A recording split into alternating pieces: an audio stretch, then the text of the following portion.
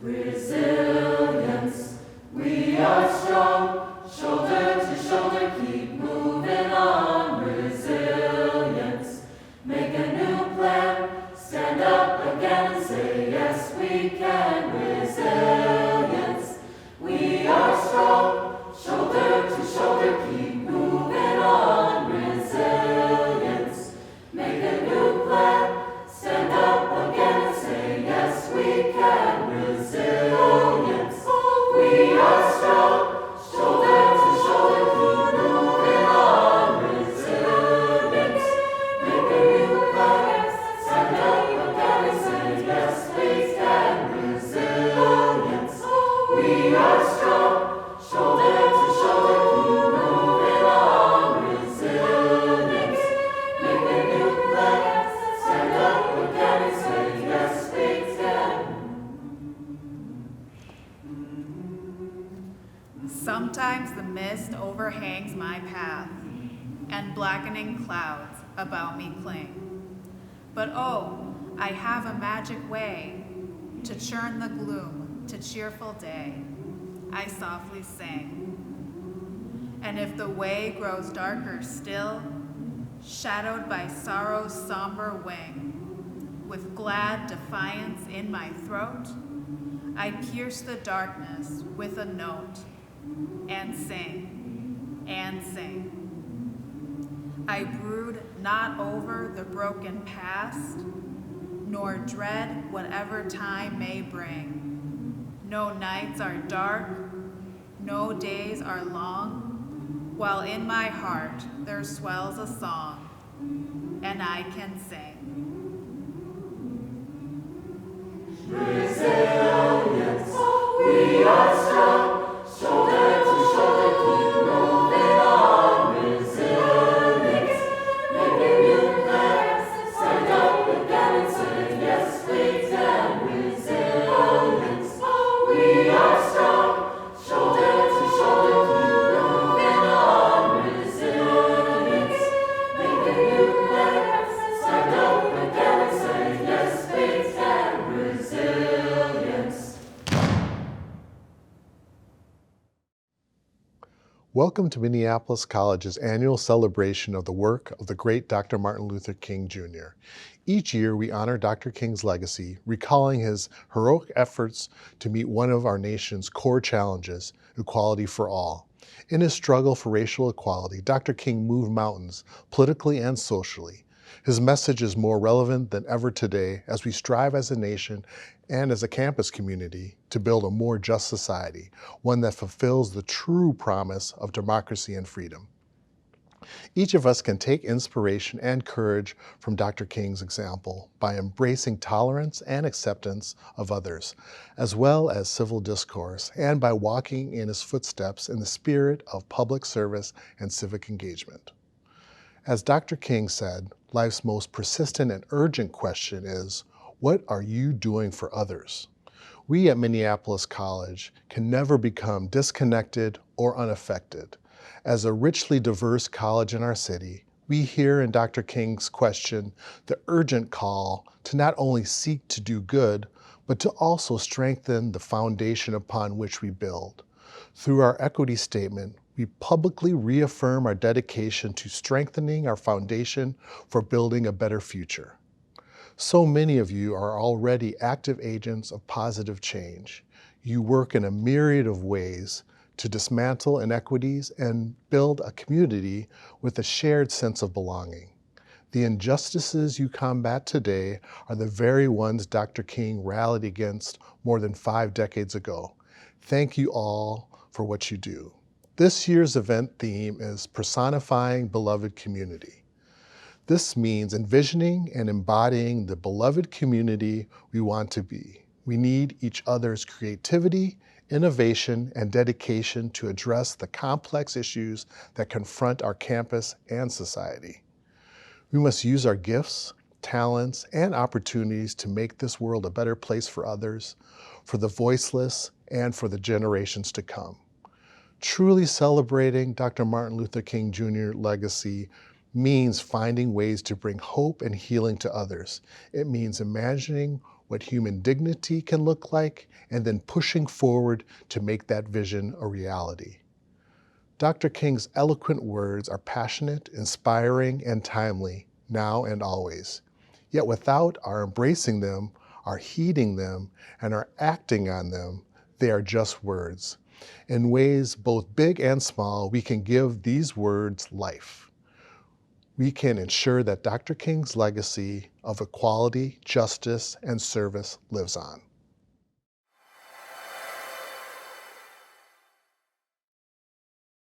Greetings, my name is Dr. Matthew Palumbo, and I'm here at Lino Lakes Prison with one of our this year's award-winning students, Coley Gates. Coley Gates is a part of our TREC program, our college and prison program, and I am honored to announce that Coley Gates won for Best Creative Paper for this year's Martin Luther King Jr.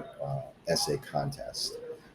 Before Coley reads his 3 poems for us, I wanted to ask Coley a couple questions about the relationship between his poetry that he will read and MLK's vision for a world house. So, Coley, good to see you. Thank you. Tell us how these 3 poems, in your view, connect to Dr. Martin Luther King Jr.'s vision for a world house based on the beloved community, because your poems have a lot of pain. Yes. They have a lot of pain. So how do we get from that pain to Dr. King's vision for a world house? Well, I feel like we get from pain to hope, to results. You have to acknowledge the pain, but you have to go beyond acknowledgement and then implement some form of change. Before we can get to change, we have to have an honest discussion on how history has affected us. Not a point of a finger, but this acknowledge my feelings, acknowledge my hurt, acknowledge the things we've been through, and acknowledge the roles that were played. There were systems that were put in place that caused harm, and those systems caused harm to our community. And then in return, we begin to cause harm to our own community because we lack so many different things, whether it's resources, whether it's education. And so we've had a lot of acknowledgement of no change. And so I want to spark a discussion. I want you to feel my pain. And I'm hoping my pain causes you to ask a question. And then as you ask questions, let's have a dialogue. And that maybe from this dialogue, we get to a place where the true change begins, because the true change begins in each individual. Yeah, we wanted to reach the top, but let's start with this community first, because we're all community. Everyone on this planet is in one community. So let's take away the separation and acknowledge we're one community, and let's build from there. And so my writings, I hold everybody accountable. I hold myself accountable. I hold those in history accountable. I hold those on the other side of the fence accountable. We're all accountable, but now how do we fix this problem? And so that's why I wrote the things I wrote. Spark change, spark thought. You don't have to agree, but we can go from that point too. You don't agree? Well, tell me why you don't agree. And so that's why I wrote these pieces. Thank you for that. Now, Coley, you're getting out really soon. Yes. Congratulations. Thank you. You've contributed in many ways to the World House while you have been incarcerated. And you've done many things, building programs for incarcerated people to build their character. You've been involved in and graduated from the PFA program, and now you've graduated from the TREC program at MCTC. So you've done a lot. You've done more than most people I know for contributing that. You've published 2 books of poetry, which people can get on Amazon. Yes. So how will you continue to contribute to this World House after your release? I'm glad you asked me that. I feel like we have enough talk, but I feel like love is an action. And so on my release, I love people. And so I want to lead by love. So if you receive and know that I'm moving in love, it opens a door for us to be able to cause the change that is needed. And so upon my release, I just want to lead in love on people, let people know that it's okay. You know what I'm saying? It's okay to have these deep conversations. It's okay that we don't have to agree, but it's enough love here that we can leave comfortable. And maybe later on we may have another discussion. And so my plan is just to walk out love. Anybody I encounter, I want to leave your life better than before if we met each other. You know what I'm saying? And so that's my goal, because that's what worked for me. When somebody opened up the door of love to me, it allowed me to be honest and learn from my mistakes. And so I'm just hoping to do the same thing with others. That's great. So will you read your 3 poems for us? Yes, I will. All right. The first poem is called Where I'm From. I come from a heavenly symphony. The stars dance into alignment in heaven when God mentions me. I'm the son of his son, so I know God intimately. When he spoke, I took form of now what you call a human being. I come from street kings, got the stolen fruit of Africa laced off through his pinky ring. The daughters of God shine like light poles on different corners in these city streets, where math problems become real life problems. 45s and 9s, not subtract those problems. I come from less options, where chains around wrists is better than the slave master's adoption. Now they say I'm rotten, because my heritage has been stolen and sold to make their profit. Now we're part of the forgotten. Sitting in a prison cell where we dwell. I wish my ancestors would have took abortion rather than the slave master's adoption, because we went from a prison ship cage to a still water sick cage, from a plantation whip slave to a men-core work for sin slave. But goddamn it, I'm the tree that fell from American society. And now you look at me in dismay. I digress. I come from the same soil where you get your oil, the same mines where you find your diamonds. I come from a black beauty queen whose umbilical cord could have easily became a noose, but instead decided to cultivate and produce. The pyramids filled with hieroglyphics, the Garden of Eden where God formed his children, but somewhere along the line I lost my soul and started sending God his children. I sold my soul for a block in buildings with metal rocks pierced through the air to stop people's heart from feeling. I come from more pain, more problems. More pain, that's your problem. More pain, now bullets are exchanged to solve problems. More pain, so I pop them. More pain, so I drop them. Now pain upon pain upon pain is my problem. I come from street kings, a beautiful woman who's lost her dreams. slave masters who have taught us strange things, violence upon violence, but now you blame me. But America, didn't you help make where I come from? Thank you. You're welcome, sir. All right. What is the title of your second? The second poem is called "Oh Say Can You See." You and you were everything that they wanted you to be. But me, him, and her were never a part of the "Oh say can you see." We were written in their documents as being less than human beings. And now you want me to stand and pledge allegiance to a country that never pledged allegiance to me? You can revise and revise, but until you realize that these lines and these lies have affected Black lives, we will only be deceiving those who come behind. I'm tired of walking blindly beside those who choose to deny me. Look me in my eyes and stop telling me, get behind thee.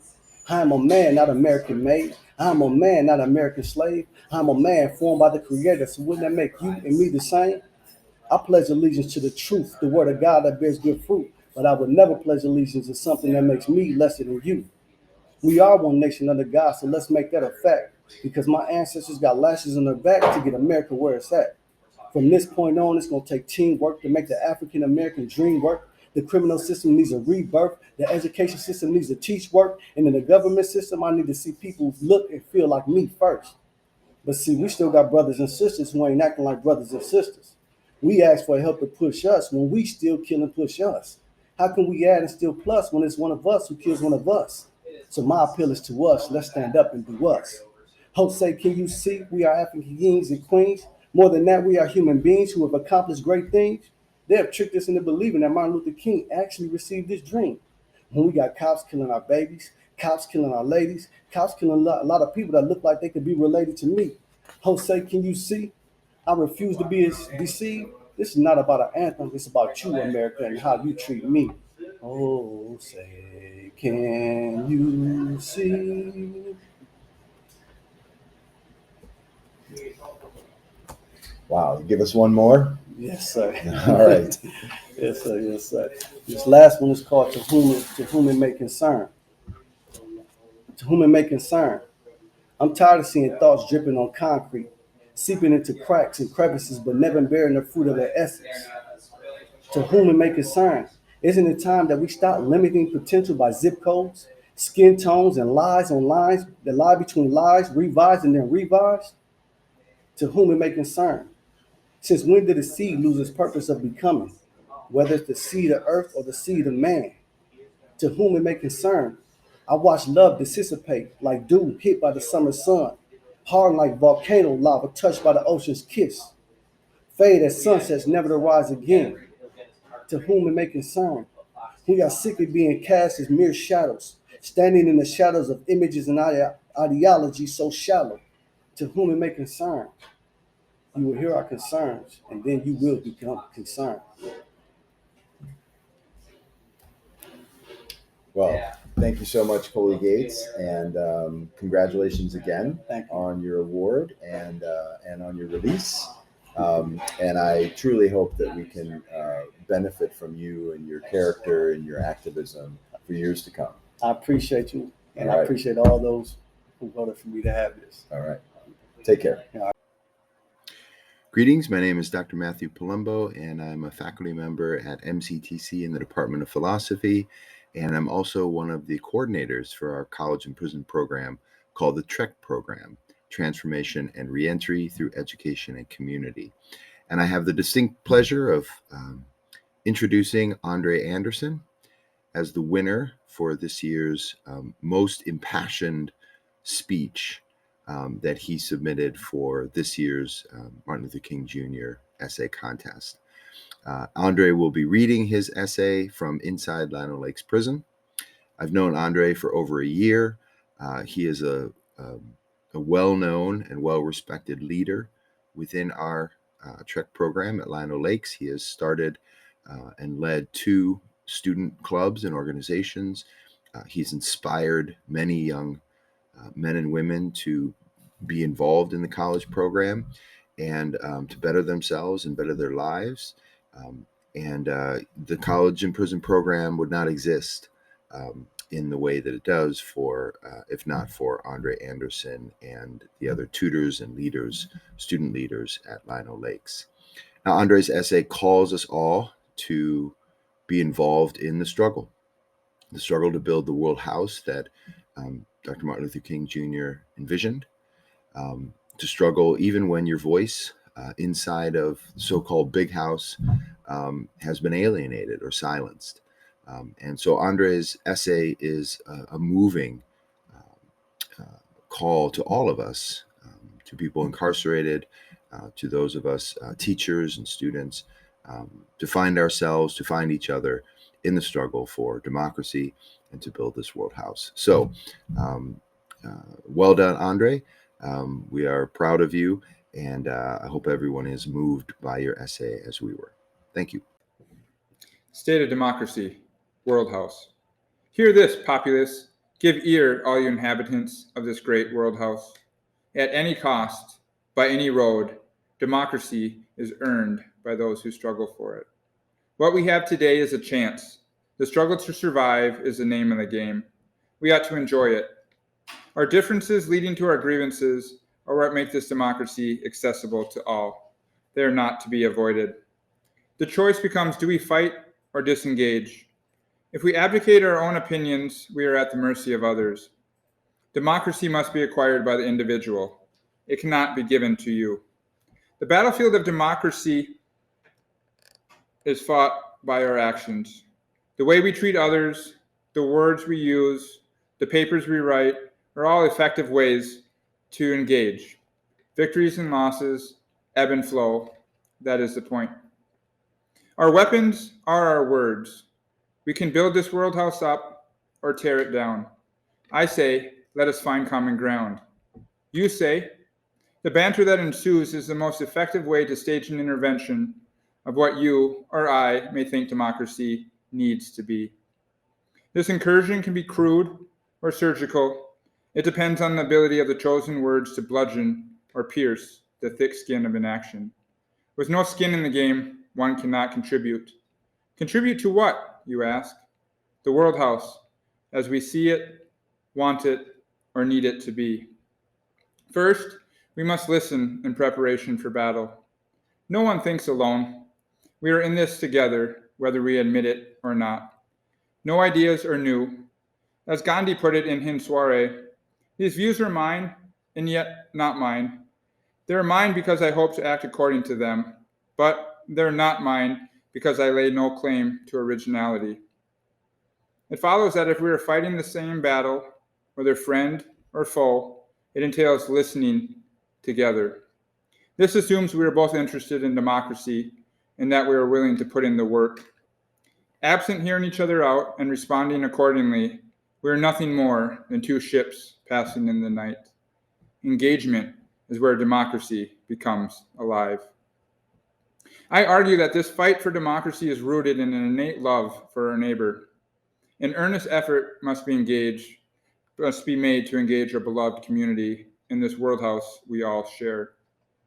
You must choose to play, yet you are free not to. Others say democracy is a gift already won, no action required. But where is the wit in that? This game is not finite. Rather, it is infinite, which is very different. The actors, people in this house, good or bad, must recognize this fact. In a finite game, like a sporting match, the players are clearly known, the teams are decided, the rules are predetermined, the referees maintain order, and the timeframes are established. At the end of the game, a winner and loser are determined. Democracy is not a finite game. You cannot win. You can only lose. If you have the mindset that you can win, you are mistaken. In this world house, the fight for justice will never end. Thinking you can win democracy and be done engrossing our beloved community will only lead to loss. The ground gained must be guarded, lest it be recaptured and we revert back to the past. Our motivation becomes moving forward, never satisfied, hungry for change, and a better life. The arena that this battle is fought on is in the infinite realm. The scope is immeasurable, yet still engageable. The rules are not clearly established. Most certainly, they are not agreed upon. Beware of anyone who tells you otherwise. There's no one calling balls and strikes, though some will tell you there are. The players in an infinite game are not fully known. Some actors identify themselves, while others do not. One may win the battle, but nobody can win the war.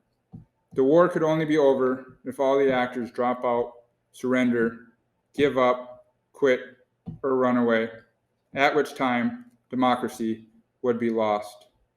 This sharply brings into focus the key to remember when fighting the good fight. To occupy the infinite battlefield of democracy, you must participate in an enduring manner. Outlast your opponent is a viable strategy. If you do not care, I cannot play. I say I have a solution. Democracy solved. World House defined. You say? I am wrong, and counter. So I will listen. I will hear you out as you are doing for me. That is democracy in action. On the battlefield of democracy, Walt Whitman keenly recognizes the rules of engagement in his work, Democratic Vistas. He makes inroads using the most precise weapon available, the written word. This power is wielded by saying, literature is sure to become the justification and reliance of American democracy. Few are aware how great literature penetrates all, gives hue to all, shapes aggregates and individuals, and after subtle ways, with irresistible power, constructs, sustains, demolishes at will. After reading his work, one could say there is no need for action. Democracy is established. That is the point. A plurality of outlooks, all attempting to advance the best way forward to not win democracy, but rather not lose it. Democracy is upheld and defined by us and documented in our writings. I say it is forged in the struggle, an aspiration that is constantly being shaped by opposing postures. It is too heavy to be supported by one piece or another. It requires an abundance of opinions, tension, to hold it up to the pinnacle of life, liberty, and freedom for all. The battlefield yields the opportunity to choose. The World House is our arena. Democracy is a struggle. The struggle is described by our views of what should be, what ought to happen, and what one must do. Without opposing flanks, there would be no skirmish, and without a proper scuffle, there would be no means for democracy to thrive. In this infinite game, I can show you my hand. I say the rules require it, and you can call my bluff or fold. You can respond or not. The choice is always yours. I want democracy, so I will state my position and do so ad nauseum if need be. I will resist the urge to run away from the battle and fight, and pick up my pen to fight, just as Martin Luther King does in his letter from Birmingham jail when he says, "But since I feel that you are men of genuine goodwill and that your criticisms are sincerely set forth, I want to try to answer your statement in what I hope will be patient and reasonable terms." From his incarceration, it may seem like he lost the battle, yet he is still fighting in the war, struggling. One sure way to lose is if your critics get you to drop out. King takes this most opportune time to show the nation his hand. He gives a playbook out by saying, in any nonviolent campaign, there are 4 basic steps: collection of facts to determine whether an injustice exists, negotiation, self-purification, and direct action. There is no smoke and mirrors. Truth simply rings out. His struggle forged unity to ensue, even when in the big house. Struggle is a normal fact for all living creatures of the world. Everything exists because of struggle. Without it, there is no life. It builds strength to struggle, and doing so together creates unity. Struggling is the force to move unity forward in our quest to define the World House. It is necessary and to be embraced. This is not a game of who is right or wrong. No, this is a game of life.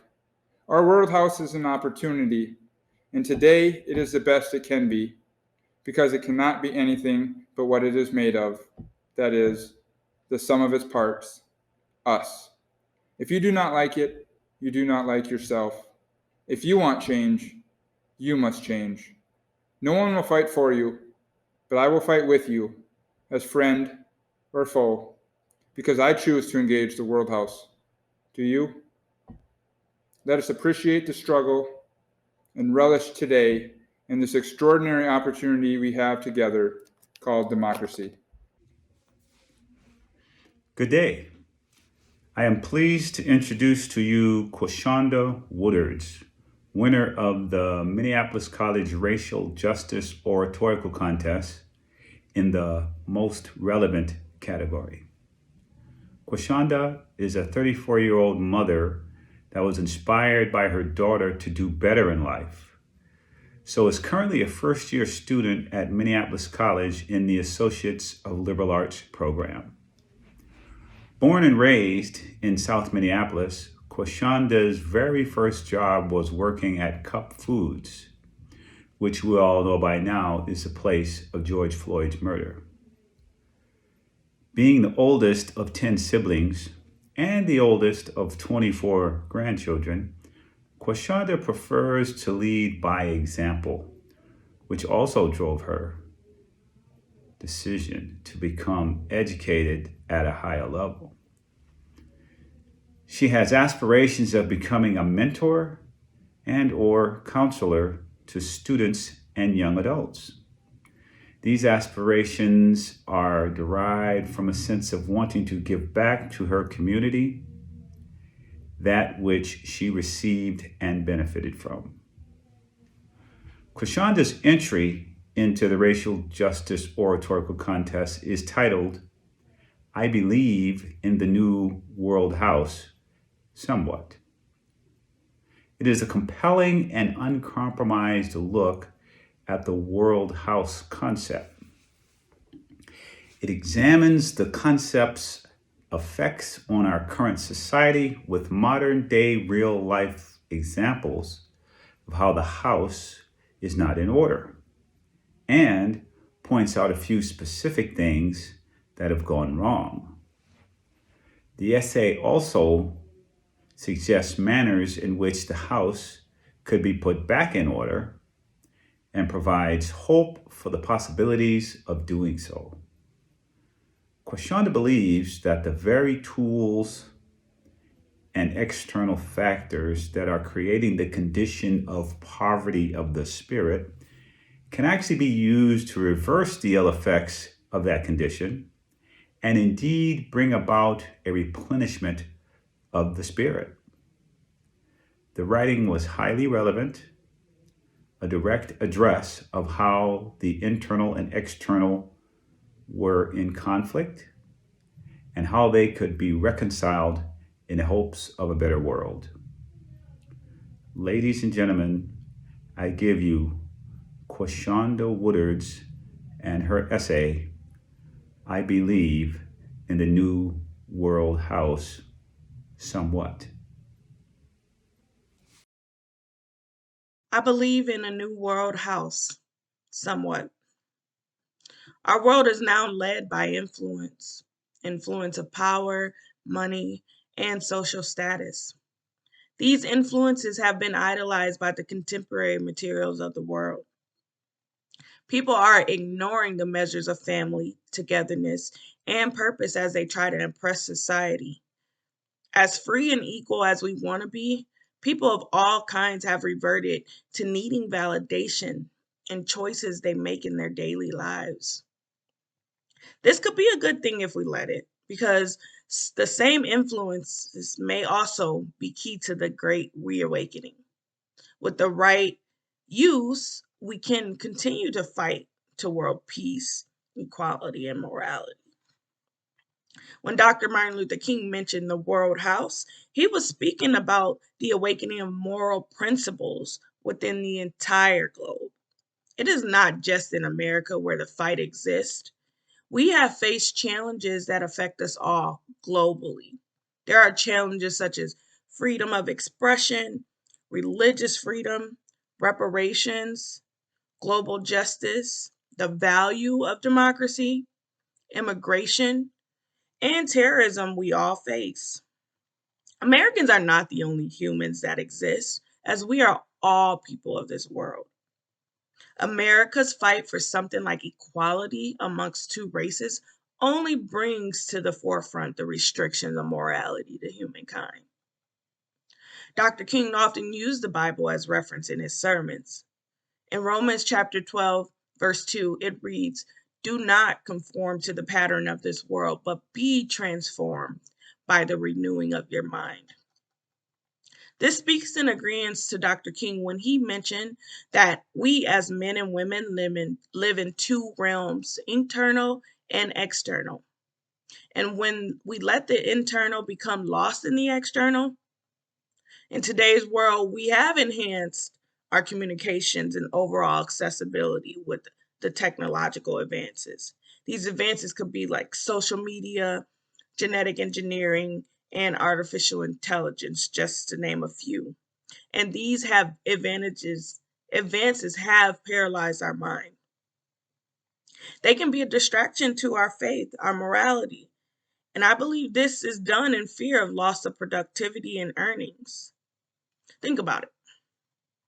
We have self-driving cars that some of us are saving up all of our hard-earned money to buy because we have been so convinced that this is somehow how we become somebody. The way that we would no longer be looked at as low class or underprivileged, but just the opposite despite all it will cost. It's advertised to us as lavish living in the way to happiness or a way to happiness. We may have thought about the safety concerns in letting a robot drive us on the roads, but the more it is advertised as a must have, the safety is no longer the deciding factor. It's affordability and how we get there. It's really a distraction. We lose sight of what's real because we then lust for the materials of the world. And that's just one example. People are more focused on what they have and what they look like than how they feel. To embody the moral ends of life, people must be true to their word, hold themselves accountable based on the things they believe in. We must use these technological advances to speak truth and take accountability. Social media outlets have made it a lot easier for people to feel comfortable in speaking their truths. We as people must believe correcting the wrongs for future generation by teaching the rights in the household. I always say people only know what they know. Someone who doesn't read or watch television or maybe have been or homeschooled would only know the teachings of their parents.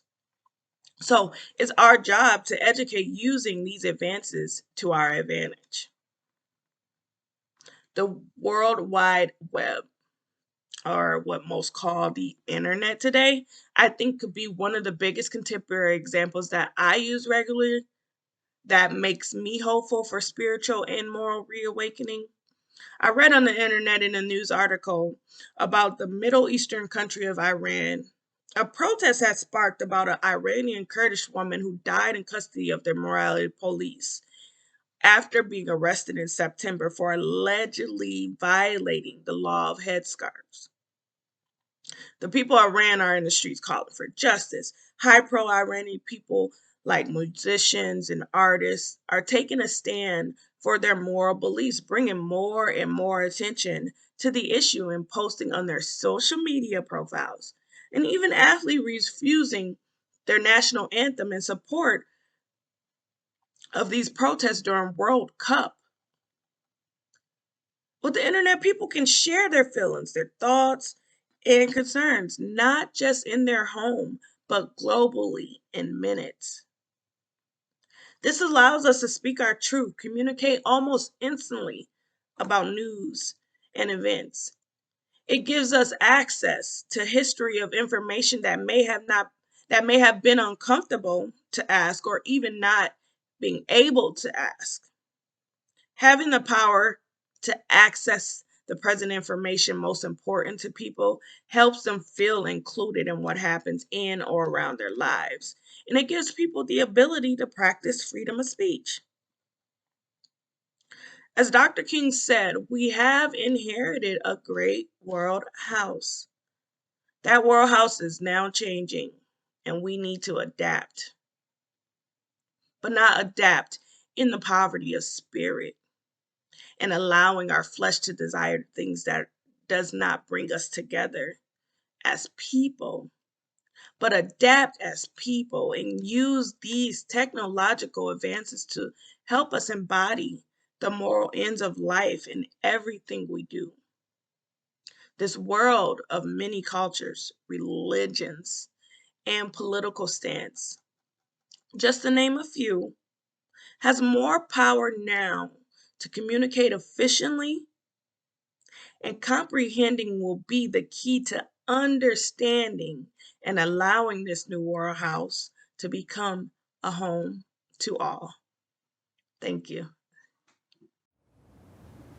Lift every voice and sing till earth and heaven ring. Ring with the harmonies of liberty. Let our rejoicing rise high as the listening skies. Let us resound loud as the rolling sea.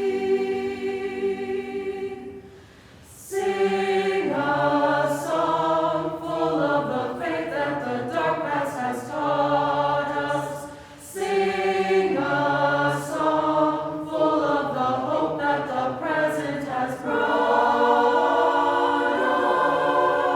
us. Facing the rising sun of our new day begun, let us march on till victory is won. Greetings. My name is Tremaine Lindsay Jr., and I serve as the Vice President for Equity and Inclusion here at Minneapolis College. I would like to thank each of you for joining us for the launch of our 2023 Dr. Martin Luther King Jr. Observance Programming. As we continue to honor the legacy of Dr. King, I invite you to reflect on the legacy that you are set to leave. This year's focus on personifying beloved community is more than a theme, but rather it is a call to action. To personify is to be a physical manifestation of something. Beloved is to love dearly, and community are the people we live near and share common characteristics. We are calling for each of us to be a walking, living, and breathing manifestation of love, not to just some, but to all. I'll close with a quote from Dr. Martin Luther King Jr. and the 1959 March on Integrated Schools. Make a career of humanity.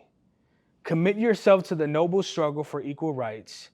You will make a better person of yourself, a greater nation of your country, and a finer world to live in. Thank you, and go in peace. Thank you.